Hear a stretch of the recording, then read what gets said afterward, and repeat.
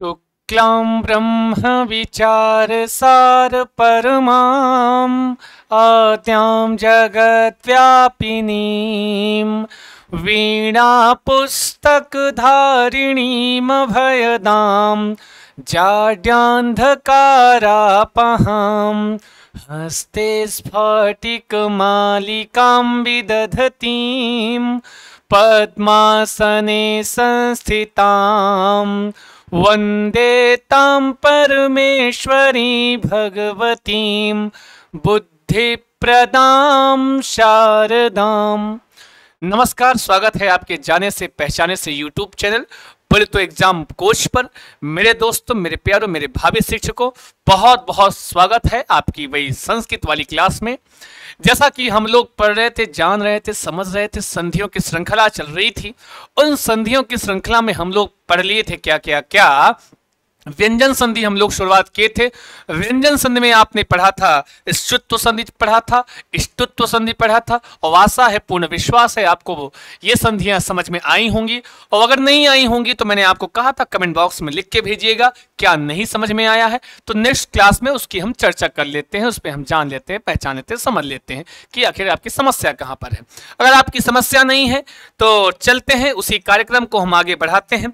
और जो इसी क्रम में हम अगली संधि पढ़ते हैं मेरे दोस्तों, मेरे प्यारों, मेरे भावी शिक्षकों, वो कौन सी संधि है तो कहते हैं क्या क्या जस्त्व संधि। कौन सी संधि?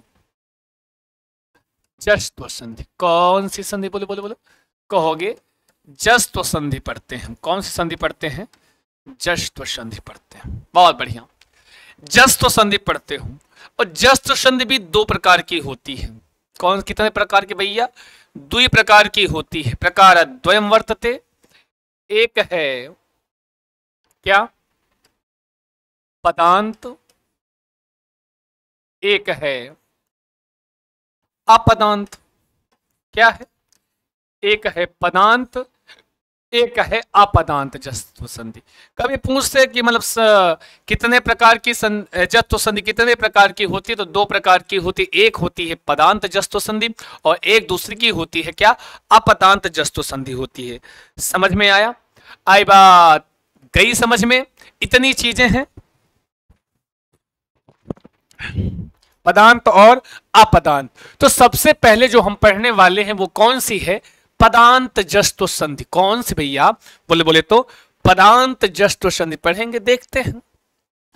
तो पदांत जस्त्व संधि अगर हम ऐसे लिख लें, चलो हम ऐसे लिख लेते हैं ताकि क्लियर रहे कौन सा सूत्र किस वाली संधि का है ना जी। जस्त्व संधि, ठीक। इसका जो सूत्र होता है वो सूत्र होता है कौन सा? कहते हैं भैया बहुत बढ़िया सा है, झलाम। बहुत झलते हो आप लोग ना। झलाम जशोवंते है, जशोवंते, झलाम जशोवंते, ये इसका सूत्र होता है। किस संधि का? तो कहोगे ये पदांत जस्त्व संधि का। कभी कभी पूछ लेता है कि झलाम जशोवंते है किस संधि का सूत्र है? एक होगा पदांत जस्त्व संधि ऑप्शन में, एक होगा अपदांत जस्त्व संधि। तो कौन सा सही होगा? ये एक्चुअली ये पदांत जस्त्व संधि का सूत्र है। समझ में आया? और इसका मतलब क्या होता है? इस सूत्र का मतलब समझ लो, जान लो, समझ लो भैया। इस पदांत जस्त्व संधि का मतलब क्या होता है? तो कहते हैं पदांत जब पद के अंत में क्या हो है, पदांत झल के बाद जशो अंते है ना जी। अगर अंतिम में कहीं झल प्रत्याहार का वर्ण है, झलाम का पहले अर्थ समझ लो। यहां झलाम वलाम का मतलब भैया क्या है? झलाम से तात्पर्य क्या है? यहां पे झल प्रत्याहार। जशो का मतलब होता है जश प्रत्याहार। अंते मतलब अंतिम में, अंते मतलब वही पदांत है क्या? ऐसे लिख लो, पदांत लिख लो। अंतिम मतलब पदांत कह रहे हैं। अब इसका पूरा सूत्र का मतलब क्या हुआ? तो कहते हैं सीधा सीधा कि पदांत झल के स्थान पर पदांत झल के स्थान पर जस आदेश हो जाता है। समझ में आया?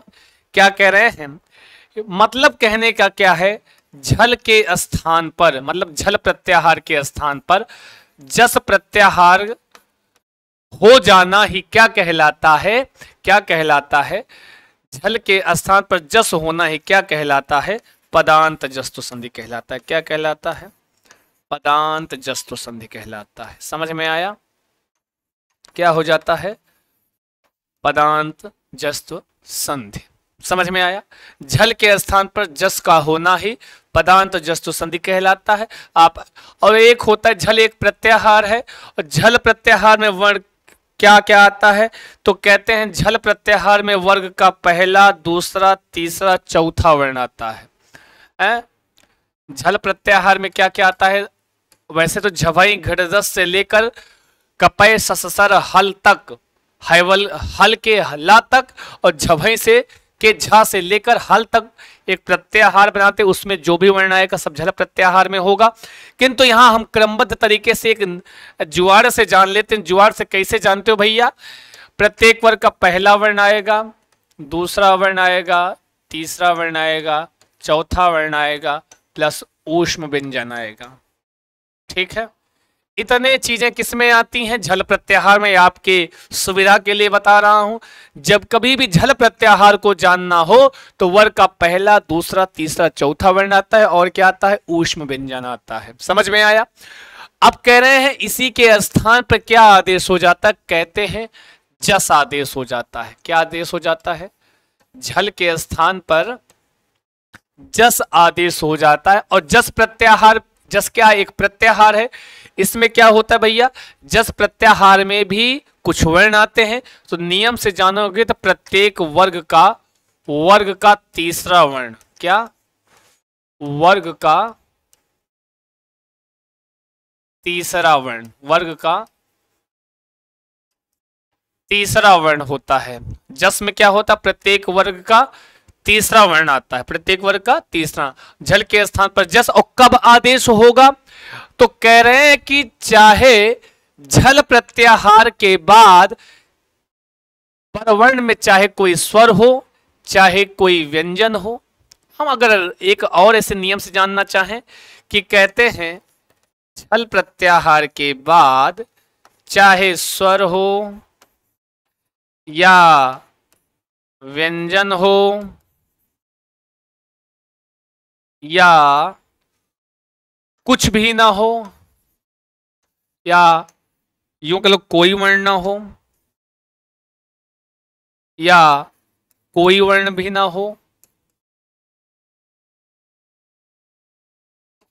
इतनी स्थितियां हैं। मतलब नियम क्या है कि जो पूर्व वर्ण हो, पूर्व वर्ण कैसा हो, झल प्रत्याहार का वर्ण आना चाहिए पूर्व वर्ण में। और कह रहे उसके बाद क्या हो, तो कह रहे भैया उसके बाद चाहे स्वर आए, चाहे व्यंजन आए, या चाहे कोई वर्ण ना आए, उसी पे समाप्त हो जाए, तब क्या होगा, इसी झल के स्थान पर परिवर्तन होगा। झल के स्थान पर क्या हो जाएगा, जस आदेश हो जाएगा। यही आपका संपूर्ण एक, इसी तालिका को समझ लो, इसी को समझ लो। अगर आप इसको अपने शब्दों में भी लिखना चाहें तो लिख सकते हैं, क्या, यदि झल प्रत्याहार के बाद चाहे कोई स्वर हो या व्यंजन हो या कोई वर्ण ना हो, तब क्या होगा, इस झल के स्थान पर जस आदेश हो जाएगा। इतनी बात समझ में आई इतनी बात समझ में भाई साहब। तो चलते हैं, देखते हैं, समझते हैं कैसे समझोगे भैया इसको। तो आप ऐसे समझ सकते हो, एक तालिका बना लो। तालिका आप बना लेंगे, चलो बना देते हैं। कह रहे हैं झल में क्या होता है, प्रत्येक वर्ग का तीसरा, चौथा, पांच वर्ण आता है। तीसरा, चौथा, 1 2 3 4 आता है। तो जैसे कवर्ग है तो क्या आएगा, का आएगा, खा आएगा, गा आएगा, घा आएगा। ठीक है, फिर चा आएगा, छा आएगा, जा आएगा, झा आएगा। ठीक है, फिर टवर्ग में क्या आएगा, ट आएगा, ठा आएगा, ड आएगा, ढा आएगा। ठीक, ता आएगा टवर्ग में, था आएगा, द आएगा और धा आएगा। पवर्ग का प आएगा, फ, ब, भ आएगा। कह रहे हैं ऊष्म व्यंजन आता है। कौन सा व्यंजन आता है भैया, कहते हैं ऊष्म व्यंजन भी आएगा। और ऊष्म व्यंजन इसी में हम सेट कर लेते हैं, कहां पे, जैसे शा, श, सा, हा। ठीक है। अब अकुह विसर्जनीय नाम कंठ, तो हा को हम कवर्ग के साथ रख देते हैं। सा लितु लसा नाम दंता, लितु तवर्ग में हम ई वाले सा को रख लेते हैं। और इचु ऐशा नाम तालु चवर्ग में ई वाले शा को रख लेते हैं। और ऋतु रसाणाम मूर्धा, इस टवर्ग में हम इस वाले शा को रख लेते हैं। इस तरीके से इनको हम इन्हीं के साथ हम व्यवस्थित क्रम में हम लगा देते हैं। चलो लगा के देखते हैं। क्यों? का, खा, गा, घा, इन सब का उच्चारण स्थान क्या होता है? कंठ होता है। अब इन चारों में देखो किसका उच्चारण स्थान कंठ होता है? बताओ बताओ बताओ, जल्दी बताओ हमको, किसका उच्चारण स्थान कंठ होता है? जल्दी बताओ किसका उच्चारण स्थान कंठ होता है? तो आप कहोगे इस हा का उच्चारण स्थान क्या होता है? कंठ होता है। तो इस हा को हम कंठ वाले क्रम के साथ रख देते हैं।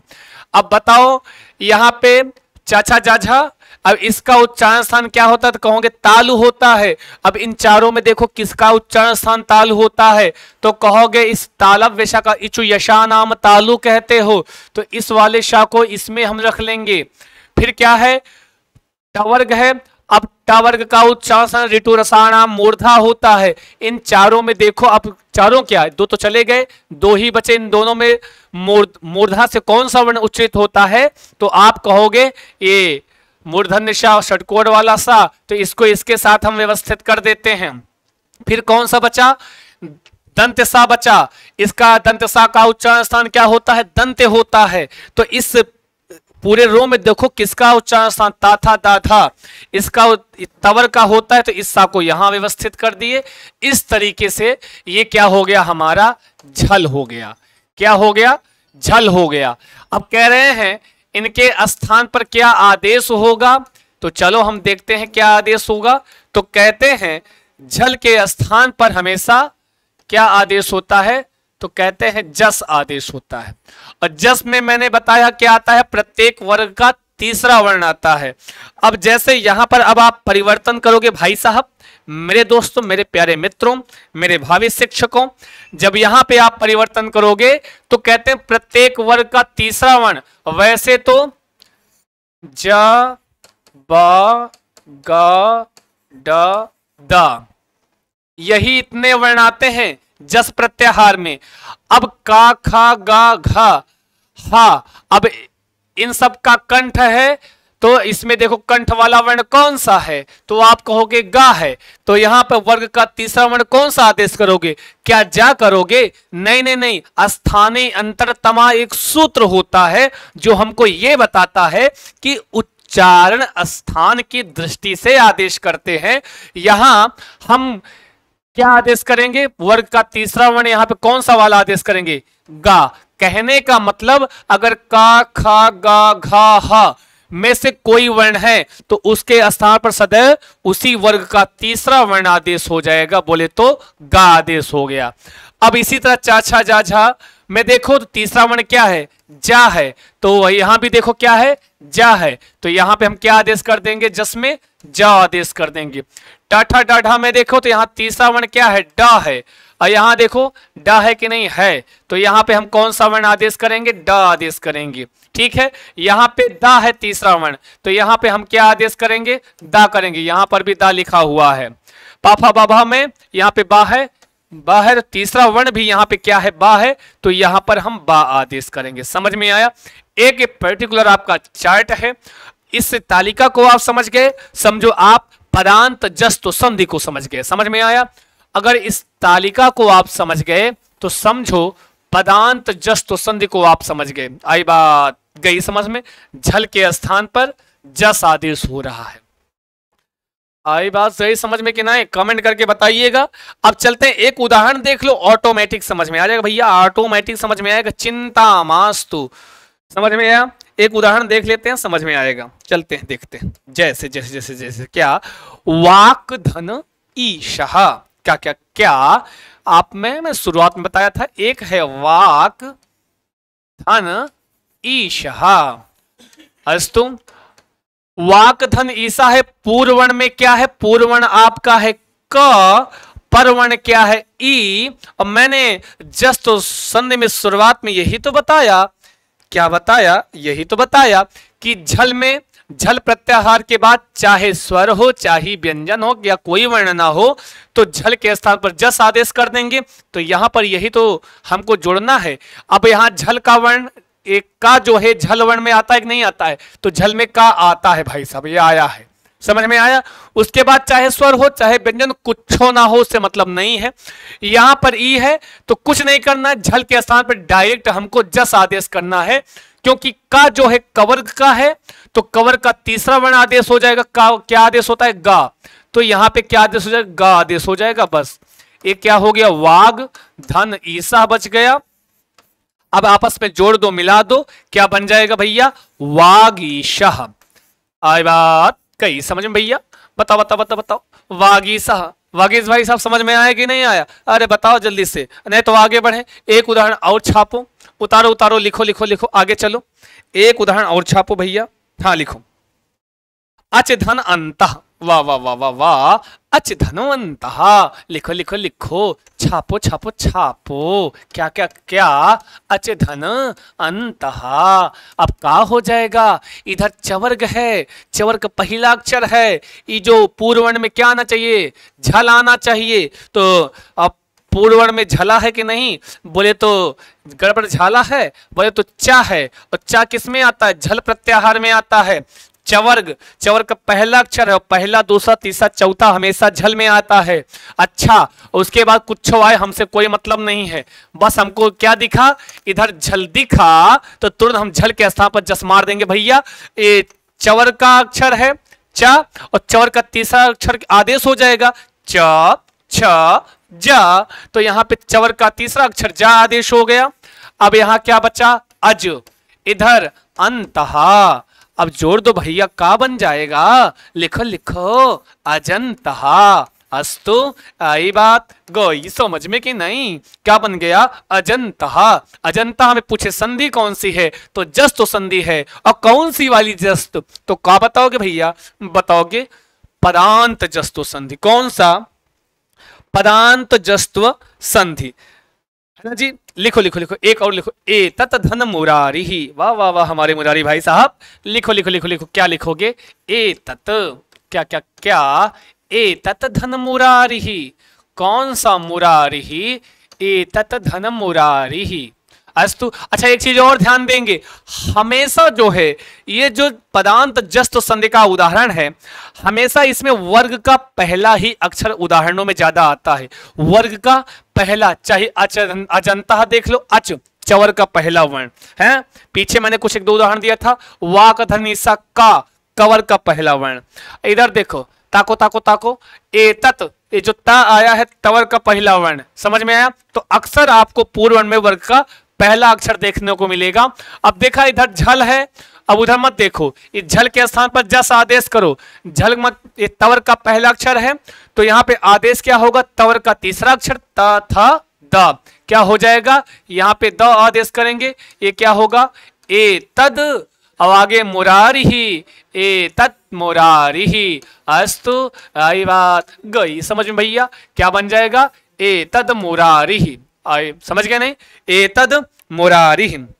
एक और देख लो भैया, दिक धन अंबरहा, क्या बोलते हैं भैया, दिक धन है, ये अलग अलग है दिक धन अंबरह, क्या दिक देख, अब खुदे देखो, हमेशा पूर्ववर्ण में वर्ग का पहले अक्षर ज्यादा देखने को मिलेगा, दिक धन अंबरह, जितने भी उदाहरण सब में।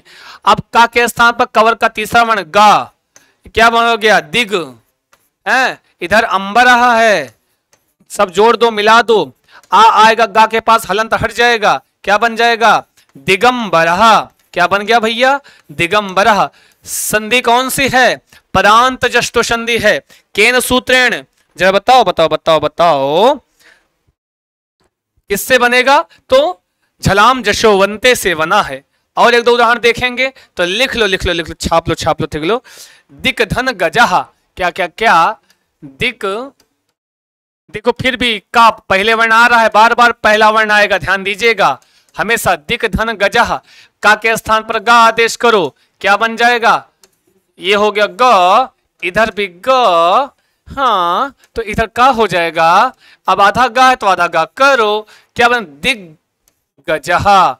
क्या, जैसे आप लोग बहुत दिग्गज हैं, कितना बेहतरीन पढ़ते हैं भैया एग्जाम कोच वालों। हाँ दिग्गजहा, हाँ बोलो बोलो बोलो, दिग्गजहा जो सभी दिशाओं को क्या कर रहा है। हाँ कहा वो नहीं होगा भाई साहब जो आप सोच रहे हैं। दिग्गजहा समझ रहे हैं, जो गज की तरह चारों तरफ चारों दिशाओं में जो फैला हुआ है, जो चारों तरफ, दिग मतलब हाथी, गज मतलब हाथी, और हाथी का काम क्या है भैया, ऐसे पकड़ेगा नचा देगा, है ना जी। जो ए हो क्या हो गया, दिग्गजह। आगे एक और एक दो लिख लो, अपधन अजह, क्या लिख लो, सुपधन अंता, सबसे बढ़िया उदाहरण सुपधन अंतहा। अब यहां पर भी आप देखो, जो पूर्ववर्ण है प, पवर का पहला ही अक्षर है, ये बहुत अच्छी चीज है, आपको पहचानने के लिए आपको काम आएगी कि हमेशा जो पदांत जस्तु संधि में होता है, अक्सर उदाहरण में पूर्व वर्ण में क्या होता है, वर्ग का पहला ही अक्षर आता है। अब पवर का पहला अक्षर है तो पवर के स्थान पर वर्ग का तीसरा पा फा बा, पा की जगह क्या हो जाएगा, बा हो जाएगा। अब यहां शुभ बचा, इधर अंतः बचा, ये आ आएगा, बा के पास हलंत हट जाएगा, क्या बन जाएगा, सुवंतहा है, सुवंतः। कौन सी संधि, जस्तु संधि, और जस्तु में भी कौन सी वाली, तो क्या बताओगे, यही तो बताओगे कि यहां पर भैया पदांत जस्तु संधि, कौन सी, पदांत जस्तु संधि। और इसका केवल मतलब इतना ही होता है, कितना क्या मतलब होता है, इतना ही मतलब होता है कि झल के स्थान पर जस का आदेश हो जाना। समझे कि नहीं समझे, समझ गए। आगे बढ़ते हैं, फिर एक कदम और स्वच्छता की ओर बढ़ते हैं भाई साहब। आ गई बात समझ में। हम लोग अभी तक पढ़ रहे थे क्या, पदांत, क्या पढ़ रहे थे, पदांत, क्या पढ़ रहे थे भाई साहब, पदांत पढ़ रहे थे।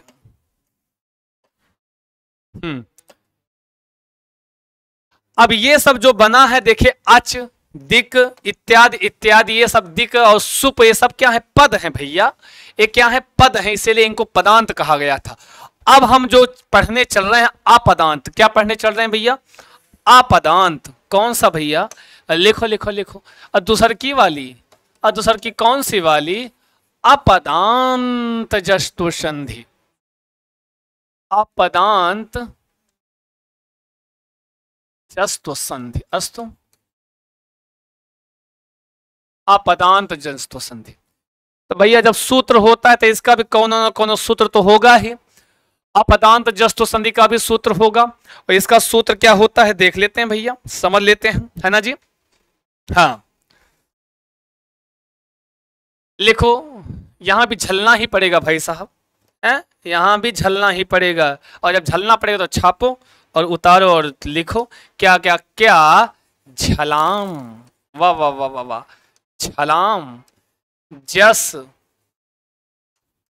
झसी, क्या बात है, कहीं झलाम जसोवंते तो कहीं झलाम जस झसी। जब पूछे कि झलाम जस झसी एक किस सूत्र, मतलब किस संधि का सूत्र है, तो आप कहोगे अपदांत जस्तो संधि का, किसका, अपदांत जस्तो संधि का। और जब कहे झलाम जसोवंते तो वो होती है पदांत जस्तो संधि, दोनों में अंतर है, ठीक है। वहां केवल झल के स्थान पर डायरेक्ट जस आदेश करते थे, किंतु यहां डायरेक्ट वाला काम नहीं है, थोड़ा सा घुमा के फिरा के, जैसे आप लोग हैं। तो यहां पे क्या एक थोड़ा सा एक चीज बढ़ गई, कौन, ये झस बढ़ गया है, कौन बढ़ गया भैया, झस बढ़ गया है। अब झस में क्या होता है, एक झलाम का मतलब तो आपको सबसे पहले पता ही चल चुका है। तो यहां देखते हैं, यहां झलाम का मतलब क्या है, झल प्रत्याहार। हाँ भैया कह रहे हैं, और मैंने हमेशा आपको बताया जब आपको मैं स्वर संधि पढ़ा रहा था, तो ये जो सूत्रों में कोई पद हो छोटी ई की मात्रा लगी हो, ये जुआड़ है, जुआड़ यही है। किसी भी सूत्र में संधियों में छोटी ई की मात्रा आपको नजर आए, आपको दिखे, को उसको उठा के हमेशा परवर्ण में रख देना, मतलब वो वर्ण कहां आएगा, हमेशा बाद में आएगा। जैसे यहां झस लिखा है, यहां छोटी की मात्रा लिखी है, लगी है, इसका मतलब है, झस का मतलब होता है झस प्रत्याहार। क्या होता है, झस प्रत्याहार, और ये जस का मतलब होता है जस प्रत्याहार। अब यहाँ पे जो झस ही है, मतलब ये झस प्रत्याहार हमेशा बाद में आएगा।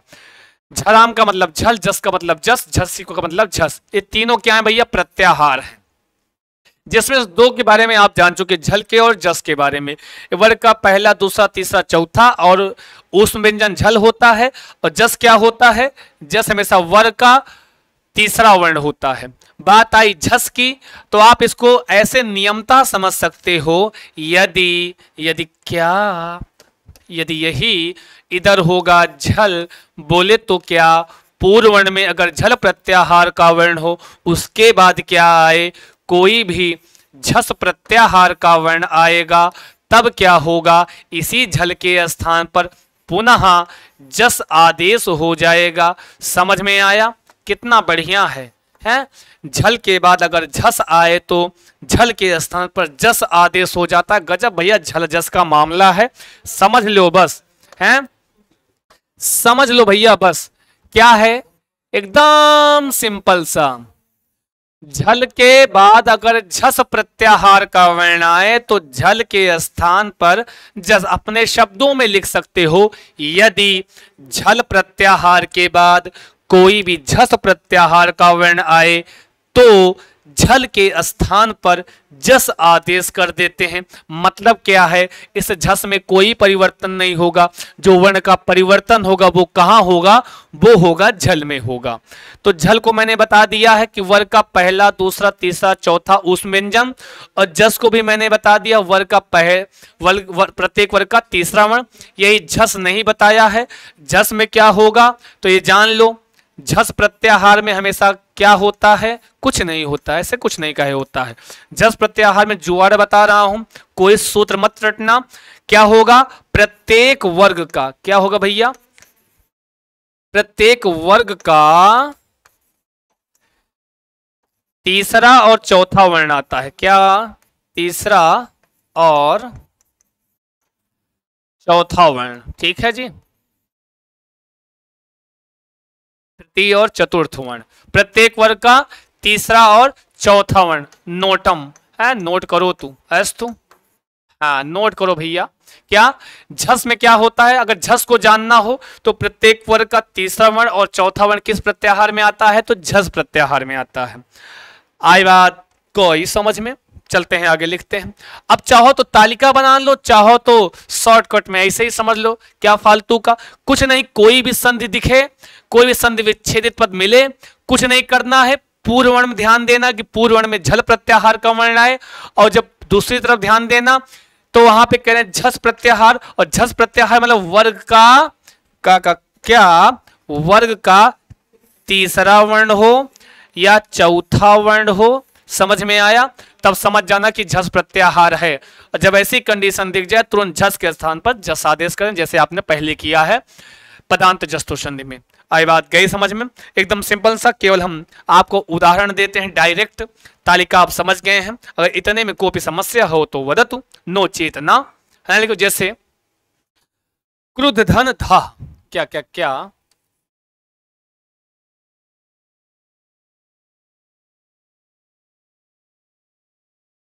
था, क्रुद्ध धन था, क्रुद्ध धन था। कुछ नहीं करना है, अपनी थोड़ी सी आंखें बड़ी करें और निहारो इस संधि विच्छेदित पद को। पहले देखो पूर्व वर्ण में क्या आया है, तो कहोगे पूर्व वर्ण में धा है। क्या है भैया? धा से वही धड़कन वाला धा है। कौन सा? धड़कन वाला धा। अभी जो धा है ये झल में आता है कि नहीं? क्योंकि आप अपदांत जस्तो संधि पढ़ रहे हो, झलाम जस झस पढ़ रहे हो, तो उसका नियम क्या होता है? ये वाला, ये निहारो निहारो कि पूर्व वर्ण में झल आना चाहिए और उसके बाद झस आना चाहिए। झल में वर्ग का पहला, दूसरा, तीसरा, चौथा। तो इधर देखो ये जो धा है वर्ग का चौथा वर्ण है, मतलब झल है। अब तुरंत उधर आओ, पर वर्ण में झस आना चाहिए। अब झस में भी तीसरा चौथा वर्ण आता है, यहां पे भी तो ये धा है तो ये वर्ग का चौथा अक्षर है, इसका मतलब ये भी सही है। झल के बाद झस आ रहा है तो तब क्या करते हो? उसी झल के स्थान पर परिवर्तन करते हो। क्या करते हो? झल के स्थान पर आप जस आदेश कर देते हो। अब उसी वर्ग का धा किस वर्ग का है? तवर्ग का है। ता था दा धा, तो तवर का चौथा है तो तवर का तीसरा वर्ण आदेश कर दो, ता था दा, तो लिख दो भैया क्या, दा। ठीक, इधर था, इधर क्रू है, क्रू, क्रू मेंबर नहीं। अब आपस में जोड़ दो भैया, मिलाए दो, क्या बन जाएगा, कुल मिला के बन जाएगा क्रुद्धहा। क्या बन जाएगा, क्रुद्धहा। आई बात गई समझ में, क्या बन गया, क्रुद्धहा। समझ में आया, आया कि नहीं, इतना बताओ, नहीं तो आगे चलें। क्रुद्धः बुद्धः इत्यादि ये सब चीजें क्या है, युद्धः, क्रुद्धः युद्धः, लो दुह, लिखो लिखो लिखो, दुह धन धम, लिखो। अब बनाओ जरा, बनाओ बनाओ बनाओ, दुह धन धम। यहां पे हा है, ये झल का वर्ण है कि नहीं है, क्योंकि आप कहे तो प्रत्येक वर्ग का पहला, दूसरा, तीसरा, चौथा और ऊष्म व्यंजन, तो ऊष्म व्यंजन में हा आता है, मतलब ये झल का वर्ण है। इधर देखो दूसरी तरफ, क्या झस प्रत्याहार आया है, आया है। क्यों, क्योंकि जो धा है वर्ग का चौथा अक्षर है और झस प्रत्याहार में तीसरा और चौथा वर्ण आता है, तो यहां पर हा है, इधर धा है, कुछ नहीं करना है। हा के स्थान पर परिवर्तन कर दो, हा किस में आता है, कवर्ग में आता है, तो कवर्ग का तीसरा वर्ण क ख गा, तो यहां पे गा आदेश कर देंगे। यहां दुग है, इधर धा धम कर दो, क्या बन जाएगा, दुग्धम। क्या बन गया भैया, दुग्धम। दुग्धम में कौन सी संधि है, तो तुरंत बताना, सीना चौड़ा करके बताना। अपदांत जस्तो संधि है, केन सूत्रेण, तो झलाम जस झस से है। आई बात गई समझ में। शुद्ध धन धा, कितना शुद्धा बुद्धा क्रुद्धा है ना जी, ऋणद्धि दुग्धा, ये सब क्या है, सब में भैया ऐसे धा धा करके आएगा, तो आप भी एकदम धकार लगा देना और लगा के तुरंत अपदांत जस्त संधि कर देना। जैसे शुद्ध, शुद्ध धन धा, शुद्ध धन धा, बनाओ क्या बनेगा, क्या बनेगा भैया, शुद्ध, क्या बनेगा, ए धा है, ए ता था दा था, तवर का है, तीसरा वर्ण आदेश करो, दा हो गया, इधर धा लिखा ही है, कुछ नहीं करना है। शु है, क्या बन जाएगा, शुद्धा। क्या बन गया, शुद्धा, शुद्धा बुद्धा क्रुद्धा है। एक और लिखो, लब धन धा, हाँ हाँ हाँ, लब उठाओ, लब धन धा, बनाओ क्या बनेगा, भा है, पा फा बा भा, ये झल प्रत्याहार का और पवर का चौथा अक्षर है, तो पवर का तीसरा वर्ण आदेश हो जाएगा, पा फा बा आदेश हो जाएगा। इधर लब बन गया, इधर धा लिखा ही है, जोड़ दो मिला दो, बन गया क्या, लब्धा। लब्धा में कौन सी संधि, अपदांत जस्तो संधि। समझ में आया। जैसे वृद्ध धन धी, क्या, जैसे क्या, वृद्ध, क्या होगा भैया, वृद्ध धन धी, क्या बन जाएगा, धा है, धा के स्थान पर दा आदेश हुआ, वृद्ध बन गया, इधर धी लिखा ही है, कुछ नहीं करना है, बन जाएगा क्या, वृद्धि। क्या बन जाएगा, वृद्धि। यही है भैया आपकी कौन सी, अपदांत जस संधि। आप शुद्धा बुद्धा क्रुद्धा लब्धा वृद्धि ऋणद्धि, ये सब बोधा, ये सब किसके उदाहरण हैं, सारे के सारे उदाहरण किसके हैं भैया, दुग्धा इत्यादि सब किसके उदाहरण हैं, ये अपदांत जस्तो संधि के उदाहरण हैं। आई बात गई समझ में। बस आज के लिए इतना ही रखते हैं। पदांत और अपदांत जस्तो आशा है, विश्वास है समझ में आई होगी, और नहीं आई होगी तो कमेंट बॉक्स खाली रहता है, कमेंट करके बताइएगा। अगली क्लास में उसका सोल्यूशन हम देंगे, इसके जिम्मेवारी हम होते हैं, क्योंकि आप जुड़े हो एग्जाम कोच से, तो कोच करना हमारा परम कर्तव्य है। सही दिशा में आपको हम कोच करें और आपका जो कूच हो वो सही दिशा में हो, इसे विश्वास के साथ लेते हैं आपसे विदा। नमस्कार, शुभम भूयात् सर्वदा।